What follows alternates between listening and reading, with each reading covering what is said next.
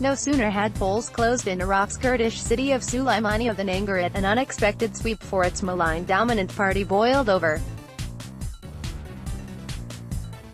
Gunfire between rival militias quickly erupted. The nighttime clashes had subsided by Sunday morning as Iraq's election commission tallied the final results of a nationwide legislative vote. But Kurdish opposition parties, backed by their gunmen, demand another vote amid accusations of fraud.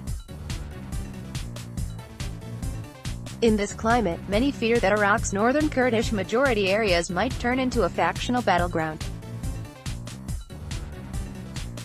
Story continues below. Advertisement. The clashes in Sulaimaniya, heartland of the Iran-allied Patriotic Union of Kurdistan Party (PUK), were an immediate sign of internecine struggles that are feared after Iraq's first election following the defeat of Islamic State. After the Saturday vote, Prime Minister al-Abadi appears marginally ahead in a tight race.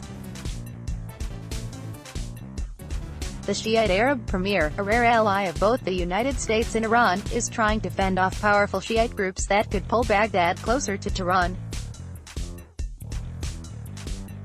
Some 322 kilometers north of the Iraqi capital, the Kurdish areas are caught in a somewhat different dynamic. New Kurdish parties hope to exploit discontent with a political elite accused of gambling away 27 years of hard-fought autonomy in a failed bid for independence last year. Veteran PUK leader Jalal Talabani, who served as Iraqi president, died last year, and the KDP's Masoud Barzani has been weakened since the catastrophic independence referendum that he championed. But initial results show a strong win for the old guard, which the opposition reject outright. With many voters complaining also of corruption, the new parties were expected to snatch seats from the PUK and Sulaimaniya, and from the Kurdistan Democratic Party (KDP), which rules the wider autonomous Kurdish region from nearby Erbil. Story continues below. Advertisement. After the shock initial results, the situation in Sulaimaniya was particularly tense. Veteran politician Hoshyar Sabari, a former Iraqi foreign minister, traveled there from Erbil to mediate. Armed groups are currently deployed in force inside the headquarters of the Movement for Change and the Coalition for Democratic and Justice, he told Reuters by telephone. The two opposition parties had hoped to make gains in the vote. An initial tally suggested the Movement for Change, known as Goran, and the CDJ had won 3 and 2 parliamentary seats, respectively, with the PUK well ahead on 8. If the results were correct, maybe the PUK would have got 4 seats, maybe, Sabari, a senior KDP leader, said. I spoke to all sides. From what they said, it looks like if there is not a satisfactory result from this election, they will resort to armed combat on the streets of Sulaimaniya. Story continues below. Advertisement. During Saturday's clashes, PUK militiamen fired at the Goran headquarters and Goran gunmen fired back, Sabari and witnesses said. A video showed tracer fire hitting the building. The opposition groups demanded the vote be conducted again in a joint statement on Sunday, threatening political action in Baghdad and neighboring countries if their demands were not met. The Erbil government urged sides to halt violence and resolve their disputes through official channels such as the Election Commission. Kurdish elites shunned the PUK has long been the dominant political force in Sulaimaniya, although it rivals the KDP, which dominates much of the wider Kurdish region.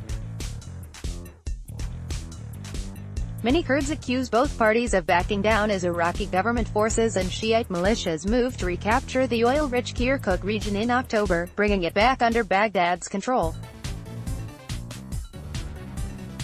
Kurdish fighters captured Kirkuk from Islamic State in 2014 after the Iraqi military fled. With that, the city many Kurds hoped for as capital of an eventual state came under their control for the first time.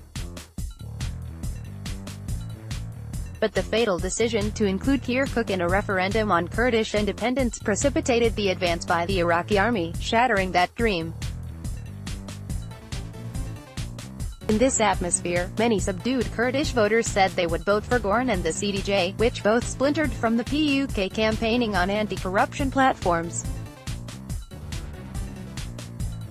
Those voters were shocked at the exit polls. People put one name in the ballot box and another comes out. It's ridiculous. It's overt fraud, 33-year-old sound engineer Abdullah Kurdi said in Kirkuk. Opposition officials and some voters said a new electronic voting system was to blame, suggesting it had been rigged by the PUK and the Baghdad government. Ballots, not bullets. The fraud took place in the ballot boxes, and we're demanding a count by hand. The ruling parties, the KDP and PUK, are behind this rigging, and behind them are Iran and other countries. CDJ candidate Shirin Mohammed charged. The PUK denies making deals with Baghdad and Tehran over Kirkuk, and rejected accusations of voter fraud. The allegations are false. The Election Commission has said that the elections were clean. Karwand Anwar, a PUK leader, said. Iraq's Election Commission said the new voting system would improve speed and ensure the accuracy of results. Far from regional politics, ordinary Kurds say the dispute has left them even more disillusioned. We voted to change our tired situation and finish with the parties who spread corruption, said Arslan Kader, 55. But it looks like things won't change because of this dictatorial mindset. They don't understand that it has to happen through ballots, not bullets. Incumbent Prime Minister Haider al-Abadi appears ahead in Iraq's election, a poll that could determine how much sway Iran has in the country. Reuters.